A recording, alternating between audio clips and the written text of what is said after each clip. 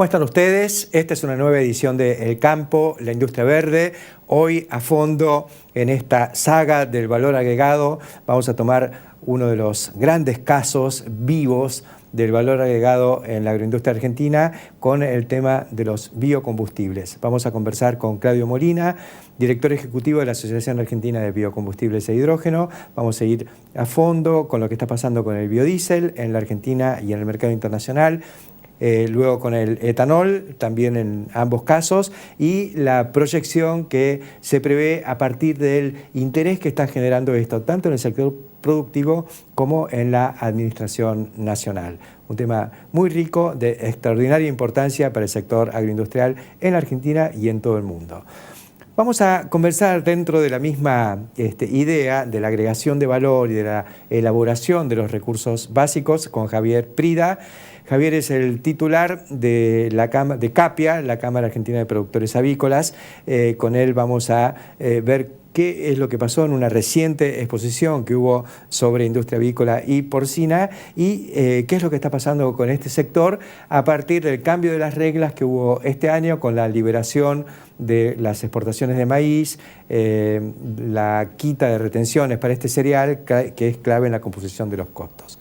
Y como siempre con Jorge Castro analizando la situación internacional, hoy con el imperdible tema del agua. Enseguida empezamos entonces con estos invitados en esta edición de El Campo, la Industria Verde.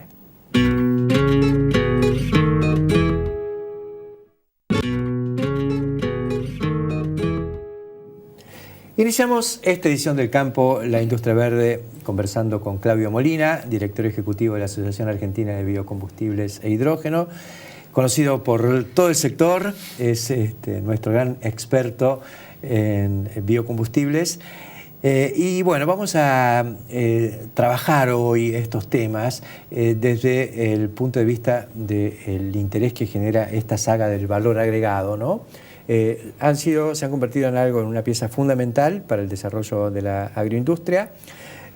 Dentro de biocombustibles tenemos tres grandes grupos. Tenemos el biodiesel, que fue lo primero que hubo, digamos. Siguió el etanol, que va muy rápido y con noticias todo el tiempo. Y está ahí el biogás buscando su lugar. Vamos a arrancar con el biodiesel, tenemos tiempo, vamos a estar hasta poder deglutir todo lo nuevo que hay en torno a esta cuestión. ¿Cómo estamos parados? Bueno, con todo gusto, Héctor. En la agenda del biodiesel hay cuestiones que hacen al mercado internacional. Consideramos que Argentina en 2007 comienza con la exportación de biodiesel. Luego en 2010 nace el mercado interno, tanto biodiesel como bioetanol. Pero el foco inicial fue el de las exportaciones destinadas a la Unión Europea. Recordemos que en el 2013 aplica una sanción por un supuesto antidumping la Comisión Europea.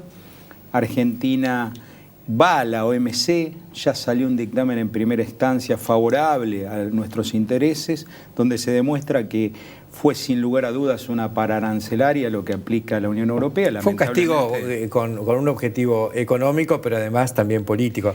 Nos cuestionaron la expropiación de las acciones de Repsol en YPF. Sin dudas, fue el argumento rápido, porque esto venía siendo analizado en España. Recordemos que España era el principal destino dentro de la Unión Europea de nuestras exportaciones. Buscaron distintos argumentos débiles, falsos inclusive, y aplicaron esa sanción. Técnicamente esa sanción nos deja fuera de mercado.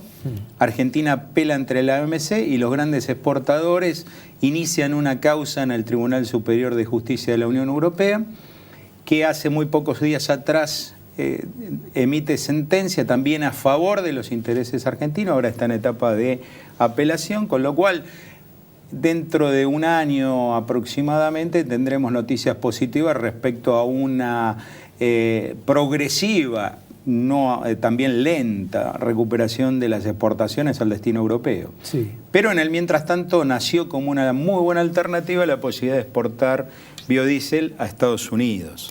Eso es venderle naranjas a los paraguayos, saber cómo es que le vendemos a Estados Unidos. Bueno, en primer lugar hay que reconocer que hubo un esfuerzo muy grande de la industria porque el organismo de control ambiental, la EPA, en Estados Unidos es la que establece los estándares de combustibles. La cuestión de la sostenibilidad ambiental es muy rigurosa, o sea que las empresas tuvieron que certificar en primer lugar la sostenibilidad de sus operaciones, es decir, demostrando la trazabilidad de su cadena de custodia. Y después Carbio aprobó un protocolo que en principio no se está usando, se están utilizando otras alternativas, pero representa un hito. A partir de ese avance, Argentina logra colocar importantes cantidades de biodiesel a Estados Unidos que ayudan en este momento a compensar una buena parte de lo que no se logra exportar a Europa. Claro. El año pasado, Héctor, no olvidemos que fue un año muy difícil, con una fuerte caída de producción y ni hablar de las exportaciones que cayeron a más de la mitad con relación al 2014. Cuando hablamos de caída a la mitad o recuperación, ¿de qué montos estamos hablando? Y estamos hablando que si en 2014 tuvimos una producción récord de un poco más de 2.500.000 toneladas, equivalente a lo que fue el 2011, que fue un excelente año, de los cuales alrededor de 900, 1 millón de toneladas se colocaron en el mercado interno, 1,5 millones de toneladas se exportaron.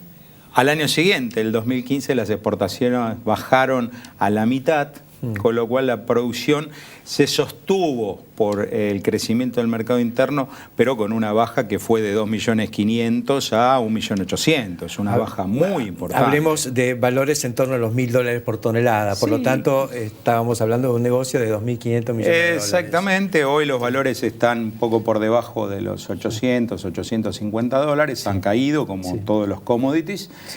El principal problema que se produjo en 2015 fue que ante la brusca caída del precio del petróleo y sus derivados, la demanda voluntaria, que es aquella que en el mundo compra biodiesel si los precios son favorables, considerando el efecto impositivo frente al gasoil mineral, ante la fuerte caída del gasoil mineral dejó de ser competitivo el biodiesel, ese negocio voluntario desapareció y este año se recuperó en buena parte con el tema de la colocación a Estados Unidos, que tiene mandatos legales, o sea que ahí está desacoplado del precio del gasoil. Claro, ahí se utiliza por razones ambientales. Exactamente. Ahora la gran incógnita de cara al año próximo es si el crédito fiscal que otorga el gobierno federal en Estados Unidos y que ayuda a sostener todos estos programas se mantienen.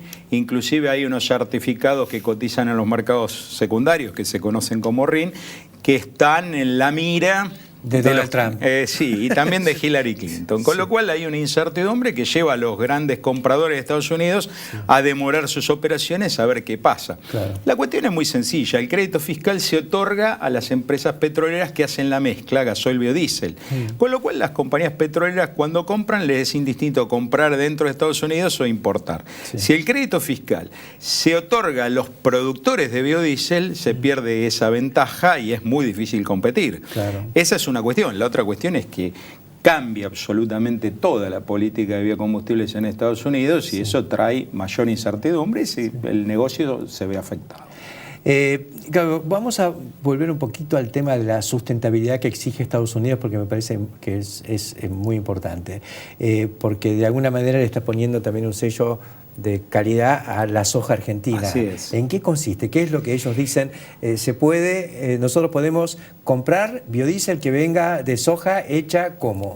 Bueno, en primer lugar hay un protocolo que establece claramente los procedimientos a seguir en materia de buenas prácticas agrícolas y posteriormente en la custodia de toda la cadena. Es decir, hay que demostrar que se produce correctamente en el campo, que se traslada y almacena bien ese poroto de soja y después que la transformación industrial sigue determinadas características que lo hacen amigables con el medio ambiente. Es decir, en palabras vulgares no se puede hacer cualquier cosa para exportar biodiesel a Estados Unidos. Hay que cumplir con esos protocolos y certificarlo a través de empresas independientes. Quedó demostrado que el biodiesel argentino de soja es sustentable, comparable con el que se hace en Estados Unidos, reducen más del 70% de las emisiones de gases de efecto invernadero comparado contra el gasoil mineral, Seguro. que complementa, sustituye. Yo creo que esto va a ser muy importante cuando se reabra la exportación con Europa, porque era una de las chicanas que ellos metían. ¿Cuál era la sustentabilidad de la soja argentina? Sí. Esto con Estados Unidos genera un antecedente muy interesante. Sí, igualmente hay dando vuelta, tanto en Estados Unidos como en Europa, una afición que inventaron en el año 2008 que se conoce por sus siglas en inglés como ILUT, que es el impacto indirecto por el cambio de uso de suelo, Sí.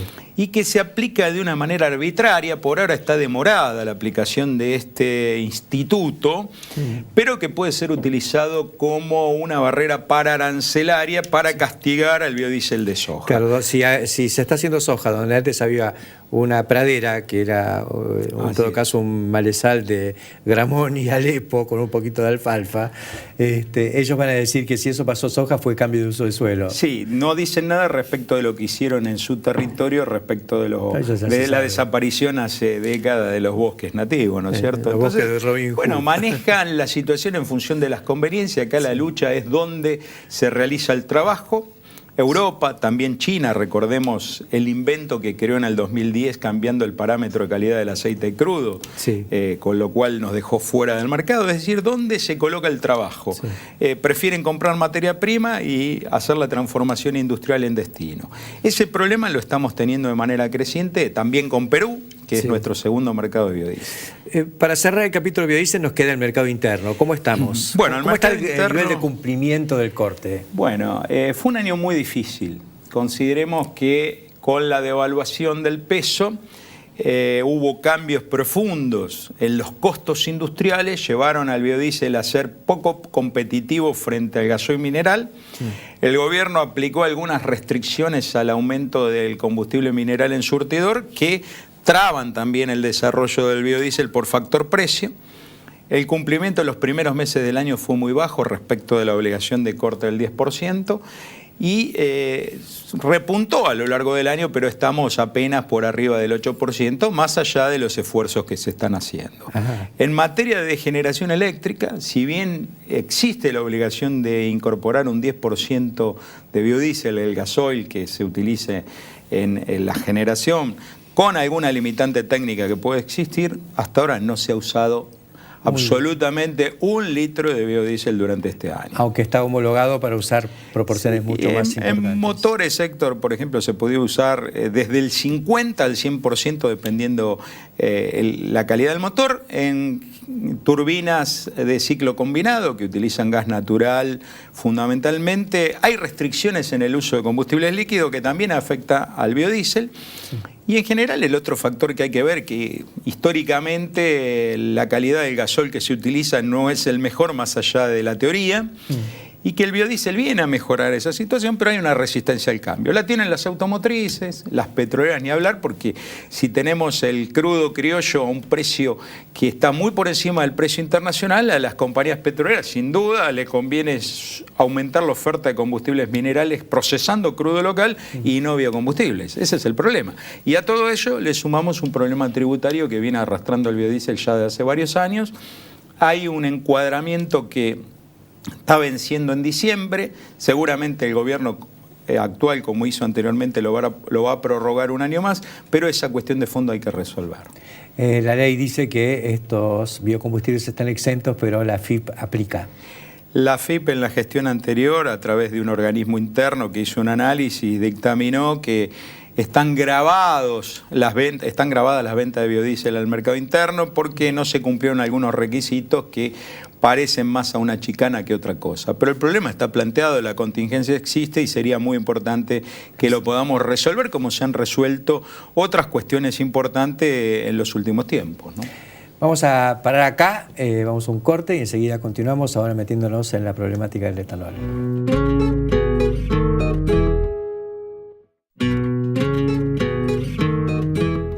Continuamos en el campo de la industria verde, estamos hablando con Claudio Molina, director ejecutivo de la Asociación Argentina de Biocombustibles e Hidrógeno. Hemos repasado en el bloque anterior lo que ocurre con el biodiesel, vamos a entrar con el segundo o el primero, no sé, el gran tema que es el del etanol. El etanol se prometió a principios del año pasar de un corte del 10% al 12%, tomando ese 20% de incremento para el etanol que produce la industria azucarera. ¿Se está cumpliendo eso? ¿Cómo estamos? Bueno, lentamente la medida se formalizó en abril. Hubo algunas cuestiones logísticas importantes que ordenar. Lentamente comenzó a crecer el corte y en este momento estamos cerca del objetivo. Siempre falta algún detalle para terminarlo, pero está marchando la industria. Sí. Consideremos que toda la producción se vuelca al mercado interno. Sí. Que las pocas, aquí no hay exportación. No, las pocas exportaciones que hay son de alcohol para usos tradicionales que viene de la industria previa a los biocombustibles. Claro, alcohol para uso alimenticio, si se pudiera decir. Siempre está el objetivo de algún gran proyecto de etanol para exportación que se podría instalar, pero hay algunas restricciones importantes en el mundo que van demorando esa cuestión. Por ahora todo apunta al mercado interno y a un programa de crecimiento. Siempre miramos a nuestro vecino Brasil con su programa Flex Fuel y quizás estaremos en algún momento cercano implementando un programa que nos lleve a otro escenario en el uso de etanol. Algo que homogeneice un poco la situación del Mercosur. Recordemos que en Brasil el corte de naftas con etanol llega hasta un 27%. No hay nafta pura en Brasil, es el 27, es un E27, gasolina C se llama. Y por otro lado convive una red de venta directa de alcohol hidratado. Que esa es la gran cuestión a resolver en Argentina, a ver si nosotros podemos implementarla o no con las limitaciones que existen por nuestra situación geográfica y por el tiempo que lleva reconvertir el parque automotor. Y la logística de estaciones de servicio, surtidores y demás. Ahora, yo sé, en general hay consenso dentro del gobierno y dentro de los que han invertido en plantas de etanol, tanto de caña de azúcar como de maíz, ¿no es cierto?, en ir incrementando el corte hasta un límite un límite técnico, digamos. Todo lo que se pueda, ahora pasamos al E12 y creo que se está proyectando llegar al E25, que eso implica alcohol anhidro, ¿no es cierto?, en mezcla con la nafta. Ellos están conformes con eso, digamos, la industria instalada, y es un poco lo que están empujando. No se habla tanto de flex o de avanzar con etanol en mayor escala. Bueno, la discusión técnica está planteada, hay distintos modelos, se puede implementar el famoso E85 que está en Europa, también en Suecia fue un puntero en el tema. Esto implica un alcohol deshidratado cortado con nafta al 15%, esto ayuda al arranque en frío. Si bien las nuevas tecnologías han avanzado mucho a partir de desarrollo desde 2009, con lo cual el problema del arranque en frío con el alcohol está técnicamente resuelto. Sería discutible al sur del paralelo 42, que representa menos del 10% del consumo de naftas del país. Bastante menos. Sí, pero consideremos alguna cuestión, además del paralelo 40, el sur del paralelo 42, alguna zona cordillerana, donde las bajas temperaturas pueden representar una limitante. También hay problemas logísticos que ver. Bueno, todo esto comenzó a analizarse en una comisión interministerial. Va a llevar un trabajo importante, es un programa de muchos años que le puede cambiar la estructura del mercado de combustible de Argentina. No hay que olvidar que esto afecta sin dudas a las redes de comercialización y logística de las compañías petroleras y para la industria automotriz implica un gran desafío. Sí, acá cambia todo, ves un barajar y dar de nuevo que parece muy interesante. Me encantan estas disrupciones. Pues por otro lado vienen tecnologías nuevas en la industria automotriz, viene el auto eléctrico, o sea, yo lo que creo es que el alcohol, el etanol va a ser un combustible de una larga transición, ¿no?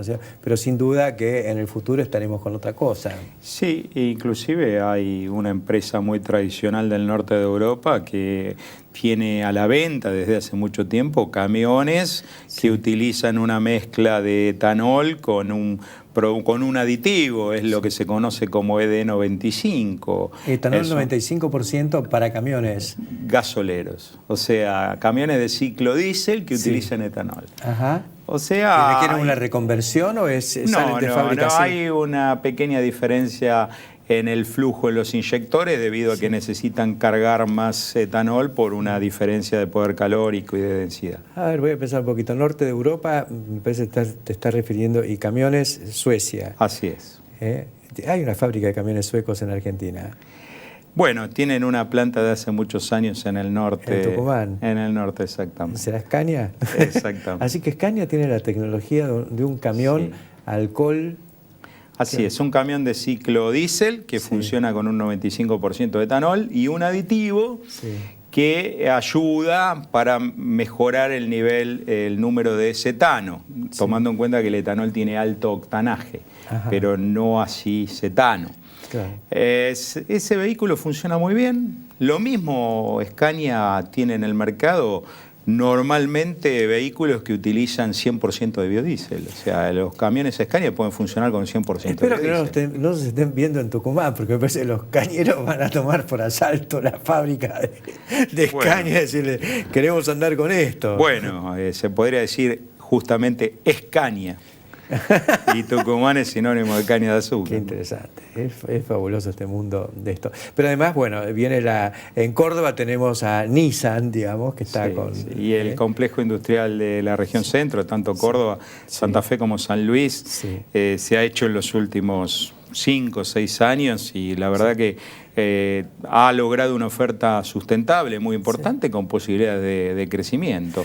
Yo creo que ahí va a haber un debate, vos fíjate, que capaz que el etanol le puede dar nueva vida al ciclo Otto, o sea, motores convencionales que puedan andar con alcohol puro o en porcentajes muy importantes. O la tecnología Nissan, que es el auto eléctrico, pero con celda de hidrógeno, de lo que ya hemos hablado. Pero de todas maneras, yo creo que en la larga transición, hasta que todo sea eléctrico y se cargue en la red o con paneles solares o energía eólica, qué sé yo, tenemos para funcionar con fotosíntesis de maíz. Sin duda y por muchos años. Es decir, la reconversión del parque automotor a otras tecnologías y demás va a llevar décadas donde van a convivir distintas alternativas. Estamos sin darnos cuenta quizás transitando un camino de cambios profundos. Es apasionante y nos encanta, digamos, estar en esto, ¿no? Y tratar de contarlo y de ser protagonistas, como es tu caso. Sí, ahora las noticias están corriendo con una rapidez que es muy difícil tener todo a la vista. Antes era más fácil. Ahora ya todo esto camina, hay una gran producción creciente y que se han superado etapas difíciles, donde todo esto se había puesto en tela de juicio por intereses vinculados a las estructuras tradicionales, ¿no? Algo has logrado, Claudio Molina. Gracias por estar aquí y contarnos cómo estamos, dónde estamos parados. Enseguida continuamos.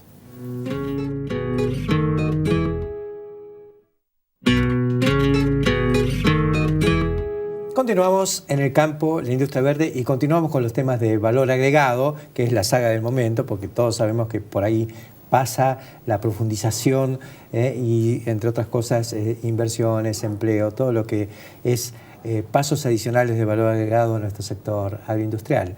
Por eso hemos convocado hoy a Javier Prida, porque Javier pertenece a la Cámara Argentina de Productores Avícolas, muy involucrado con el negocio del huevo, y venimos de una gran exposición avícola y porcina, así que queremos ver un poco cuál es el cuadro de situación, cómo anduvo esta exposición y cómo está el sector en general. Bueno, gracias, Héctor. En verdad la exposición estuvo muy bien, estamos muy contentos. Como recordarás, iba a ser en mayo. Sí. Lamentablemente, por situaciones ajenas a Capia, que es la entidad que represento, se suspendió y la tuvimos que pasar para la última semana de agosto. Récord histórico de visitas, récord histórico de ocupación. Nos dijeron los expositores que se iban muy, pero muy satisfechos, pudieron cerrar muchos negocios. La verdad que con esta matriz de producción que hoy tenemos, es necesaria que la gente, para ser eficiente, se amplíe y además de ampliarse se tiene que tecnificar. Es escala y profundización tecnológica, bajar costos. ¿Estamos cómo en materia de costos con la industria avícola en Argentina? Estamos complicados. La verdad estamos complicados. La quita de las retenciones al maíz, la baja de la retención a la soja, agregado a la devaluación, la suba de la energía en sus 3 aspectos, luz, gas, petróleo, más una suba importante que han tenido los salarios del sector, nos ha pegado de lleno y no nos ha permitido recomponer en función de los incrementos de costo, el costo de la mercadería a pie de galpón, como le decimos nosotros. Tenemos un incremento de costo que supera el 80% y un incremento de precio a pie de galpón que nos llega al 30%. Estamos en una situación por momentos más que peligrosa, porque por momentos se pierde y por momentos se saca un poquito la cabeza y volvemos a hundirnos. ¿Y cómo están el consumo interno y la exportación? El consumo interno, los meses de mayo, junio y julio, la verdad que lo sufrimos bastante, hubo una retracción. Desde que existen las empresas productoras de ovoproductos, que son las que hacen el huevo en polvo, nos permiten esos stocks direccionarlos hacia allá y hacer huevo en polvo, que dura 24 meses, tiene una durabilidad que nos permite ir manejando los stocks. Es una manera, huevo en polvo, de pasar de lo perecedero a lo no perecedero. Exactamente.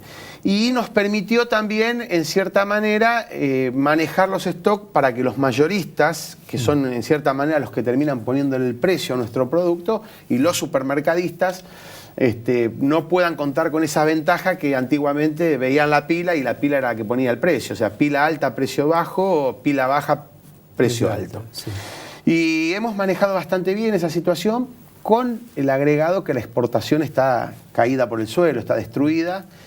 En los, ¿Qué significa que está en los destruida? 8 meses que pasaron no llega al 50% de lo que se exportó el año pasado. Claro. Y la verdad estamos muy complicados, en una competitividad difícil tenemos, en un contexto internacional donde realmente las grandes empresas alimenticias, que son nuestros clientes, están trabajando con stock básicos, no están como antes, que tenían stock de 6, 8, 10 meses. Entraron en el just in time. Exactamente, just in time.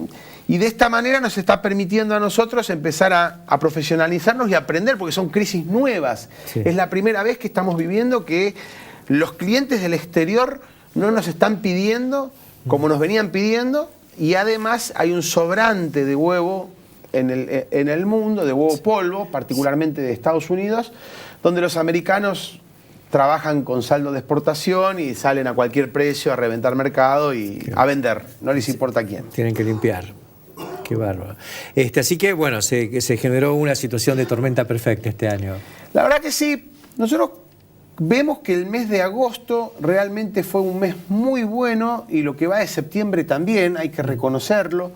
Vemos que la baja del precio del maíz, nuestro principal insumo, agregado a la estabilización del precio del huevo y sumado a que la industria alimenticia empezó a previsionar sus fabricaciones de budín, pan dulce, que es la época estacional fuerte para nosotros, septiembre, octubre, noviembre, vemos que vamos a terminar el año, como yo lo dije a principio de año, lo vamos a terminar mejor de lo que lo arrancamos. Claro. Y ojalá así sea. Claro, porque el shock de la eliminación de los derechos de exportación es algo que el mercado iba a tener que asimilar, porque si no estaban frente a una situación en la que un día no íbamos a tener más maíz. Exactamente. Nosotros siempre estuvimos a favor de la quita de las retenciones. Que esto quede claro. El tema era cómo lo implementábamos. Claro.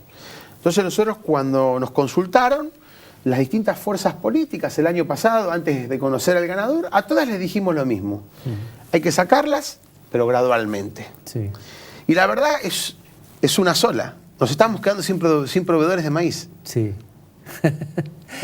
El área sembrada cada vez era menor. Y no solamente el área sembrada era cada vez menor. Entiendo también que el rinde, porque los que sembraban no le podían poner los fertilizantes que había que ponerle y darle los cuidados a la planta que había que darle, también era menor. Sí, ahora entramos en un esquema un poco más sustentable, como está de moda hablar, hacia el largo plazo. Va a crecer la producción de maíz y va a estar barato en función del aumento de la oferta, y no porque hay una restricción en la exportación.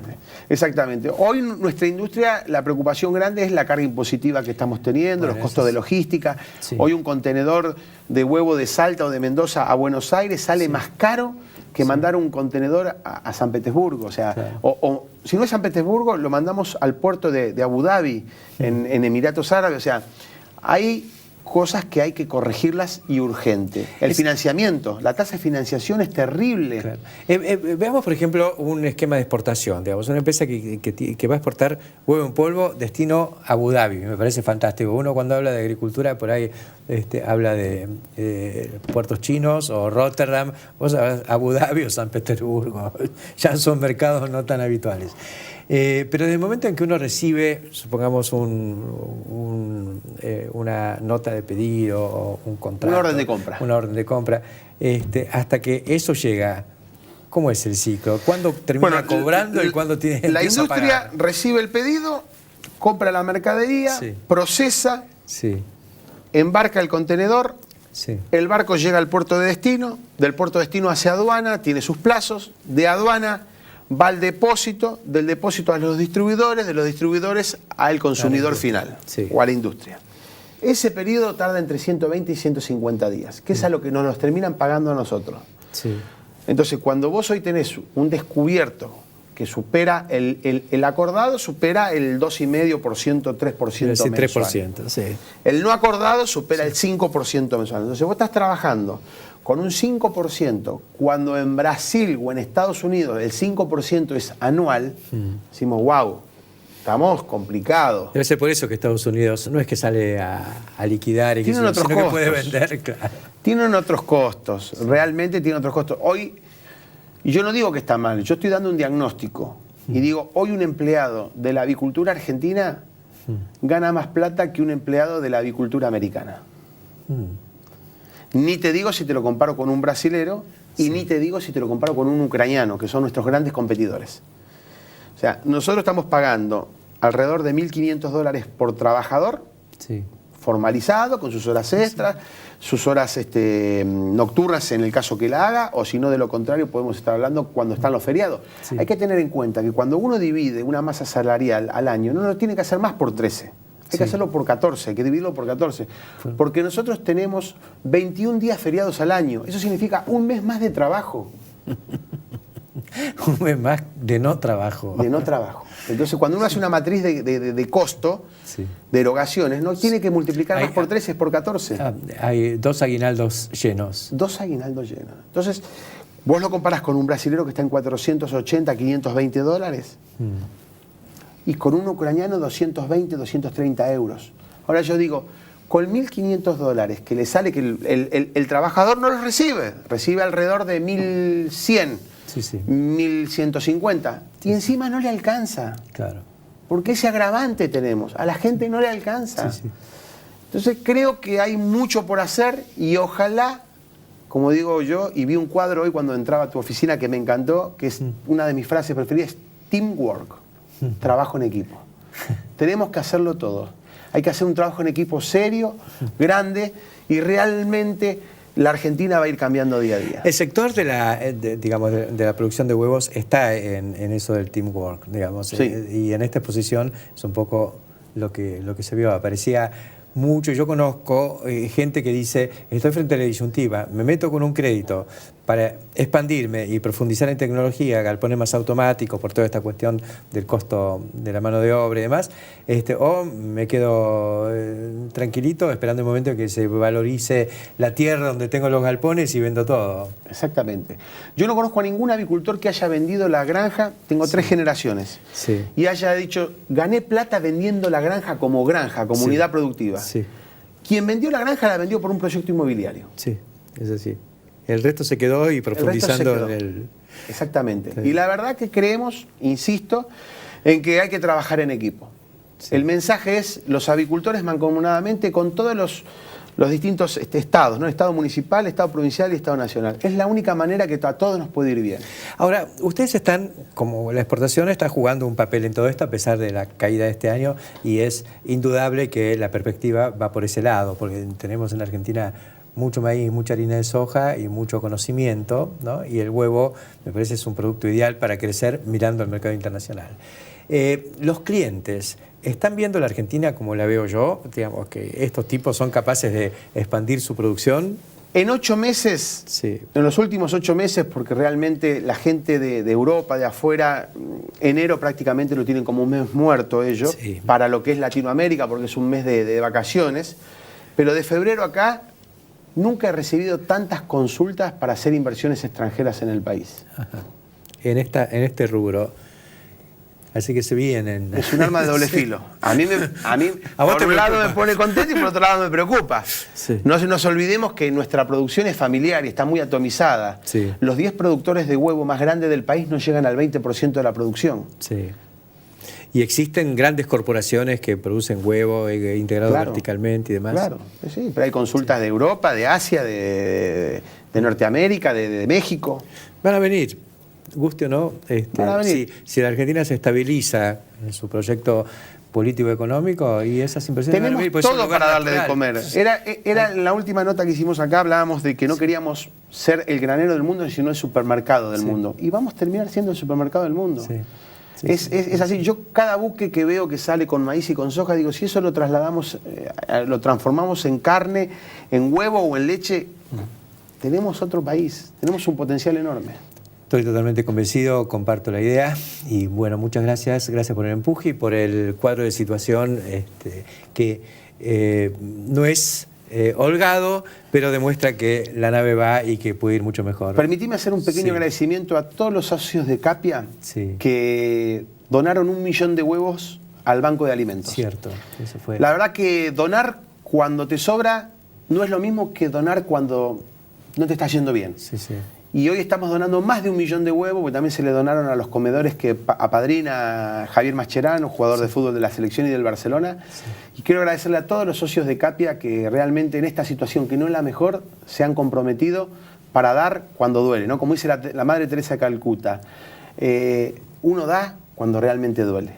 Está bárbaro esta vinculación de Javier Mascherano con la oferta de huevo. ¿Quién mejor que él, no? Muchas gracias y enseguida continuamos.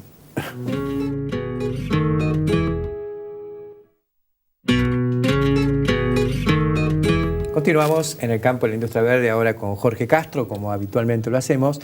Y Jorge, te quería plantear lo siguiente. Una de las cuestiones importantes del Mini Davos, digamos el foro que se llevó a cabo hace unos días en el Centro Cultural Kirchner. Así es. Fue la cuestión del riego. Parece que me contaba el subsecretario de Recursos Hídricos, Pablo Berecia Artuga, que hubo realmente mucho interés, mucho, digamos, pasilleo con la cuestión de grandes proyectos de riego en la Argentina. ¿Qué es lo que está pasando con el agua a Quizás nivel lo global? que podría plantearse como respuesta a esta pregunta, Héctor, es lo siguiente. El Banco Mundial, el Instituto de Investigaciones de Política Agroalimentaria de Washington, tienen establecida lo que constituye la correlación que existe entre la restricción hídrica y el crecimiento económico. Ajá. Los países que tienen más del 50% de su territorio sometido a situaciones de restricción hídrica, sequía estructural, lo que está ocurriendo es que están experimentando una pérdida del PBI per cápita de 0,5 puntos porcentuales cada año. Ajá. Esto significa una proyección de caída que en los países de Medio Oriente, por ejemplo, implica una disminución del Producto Bruto del orden del 14% en el año. En el África, esta proporción se mantiene y en algunos casos se profundiza. 11% por año, 14% por año en el centro de África y en el norte de África, en la zona del Magreb árabe, que es la zona de los grandes desiertos. Ahora, ¿eso es consecuencia de una agudización de fenómenos de desertización o simplemente es una cuestión estructural? Es una cuestión estructural. Lo que esta situación se ve agravada por la emergencia del cambio climático. En este sentido, lo que hay que sumarle a esta situación, esta correlación que existe entre la sequía estructural y el crecimiento económico, o la falta de crecimiento económico, hay que sumarle el efecto que ahora tiene el cambio climático. Claro. Por lo tanto, lo que se produce es una situación en la que se combinan el bajo crecimiento económico, el alto nivel de restricción hídrica y el bajo nivel de disposición de instituciones capaces de manejar esta situación de cambio climático, restricción hídrica. Claro. Lo que significa que los países más afectados por esta correlación entre la restricción hídrica y el PBI per cápita, son los más pobres del mundo, como era evidente que iba a ocurrir. Claro. En este sentido es que los países más afectados por esta restricción en términos de crecimiento económico son a su vez los estados fallidos del centro de África y del sur de Asia, que son unas 3 docenas. Sí. En definitiva, esto adquiere una gravedad como proyección, además, que afecta fundamentalmente ya no a un grupo de países en una región determinada, sino que se transforma en una cuestión de gobernabilidad del sistema mundial. Seguro. Porque la falta de crecimiento económico, el aumento de la restricción hídrica, tiene como consecuencia una previsión que tiene el Banco Mundial en el sentido de un crecimiento del precio de los granos en el mercado mundial en estos países de más del 50% en los próximos 35 años. Porque cada vez van a necesitar importar más. El problema es ese deal, digamos, esa desinteligencia que hay entre la necesidad y las posibilidades. Exactamente, porque si no tienen recursos... Exactamente. Incluso lo que advierte el Banco Mundial es que en estas regiones que son que experimentan la mayor restricción hídrica, hay también recursos hídricos no utilizados. Claro. Lo que pasa es que para utilizar estos recursos hídricos se requiere disponer de planes de irrigación, manejo de obras que exigen el mínimo de existencia de sistemas institucionales para enfrentarlos y resolverlos. Claro. Y estos países, por definición, no los tienen. Por eso se ve que en algunos que están un poquito más cerca del mundo, digamos, se desarrollan enormes cuencas de ríos, se ven los círculos verdes desde el aire, desde el Google Earth. Exactamente. En partes de Egipto, del interior del Egipto profundo, partes, por supuesto, toda Arabia Saudita, es un colador de agujeros verdes, ¿no? Quiere decir que acá no hay fatalidad. Sí. Lo que hay es carencia institucional para enfrentar esta situación y utilizar incluso en estas regiones, que son las que sufren una extrema situación de restricción hídrica, utilizar los recursos disponibles, que son pocos, pero para eso hay que contar con instituciones capaces de hacerlo. Ahora, si estos proyectos, estos por un lado fondos o capitales y por otro lado intereses más duros, un fabricante de equipos de riego, ¿no?, de Arabia Saudita, por ejemplo, que quiere venir a la Argentina, están viendo que si la Argentina tiene proyección desde el punto de vista institucional, es un lugar ideal para el desarrollo de esto. Es que la Argentina es un lugar ideal para la inversión internacional, ante todo en el sector agroalimentario. La única duda que hay con respecto a la Argentina es si va a haber o no continuidad del proceso de reformas y de apertura al mundo que ha comenzado en los últimos 9 meses con el gobierno de Macri. Esta es la única duda que hay. ¿Y qué visión tenés al respecto? Creo que depende fundamentalmente del funcionamiento del sistema político argentino, en donde el gobierno de Macri es uno de los 3 componentes, no el único, aunque ciertamente es el principal. Los otros 2 son los gobernadores de las provincias argentinas y el Senado, el Congreso de la Nación. Los gobernadores de las provincias están muy interesados en este tipo de inversiones, porque todas las provincias argentinas tienen un enorme trabajo por delante respecto al sector industrial. Absolutamente. Y hay provincias áridas también y semiáridas. Por supuesto. Producción agroalimentaria es sinónimo de interior argentino. Gracias, Jorge, por tus comentarios de hoy y nosotros enseguida continuamos.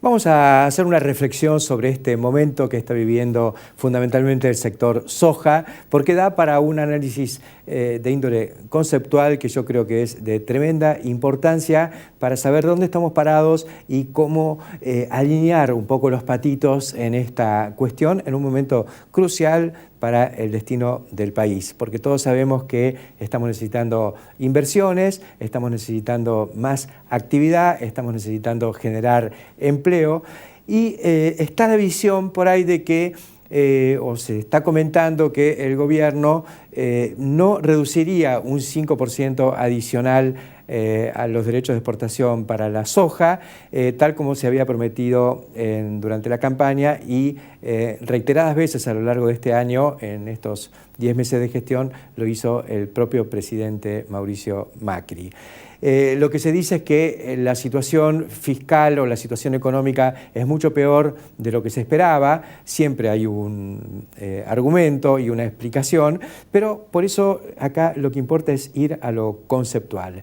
En la sociedad en la que vivimos, en el sistema capitalista, con la propiedad privada como esencia para el desarrollo de los negocios y de la actividad económica, de la que después se desprenden las consecuencias sociales, el problema no es tanto la existencia de capital o la necesidad de capital que existe, como la defensa de la propiedad, que es lo que no existe en la Argentina. Y esto de manipular desde el gobierno lo que es de alguien es una complicación y un mensaje tremendamente poderoso a los eventuales inversores.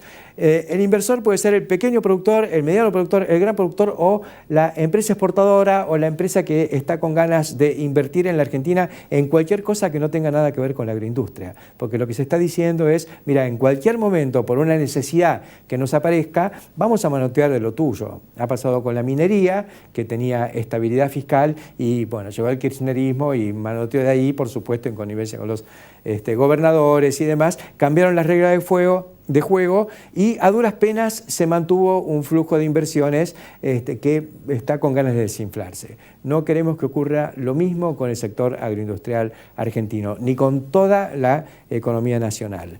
Acá, cuando se quitan las retenciones, lo que se hace es devolverle al sector su capacidad de gestión con sus propios recursos. Y esto significa más empleos en las fábricas de maquinaria agrícola. Hemos comentado ya, Agrometal, pleno empleo, horas extras al límite, tuvieron hasta que suspender ventas porque no daban abasto con la entrega en tiempo y forma de las máquinas que estaban vendidas. Sabemos lo que está pasando con la industria automotriz, una reactivación muy importante.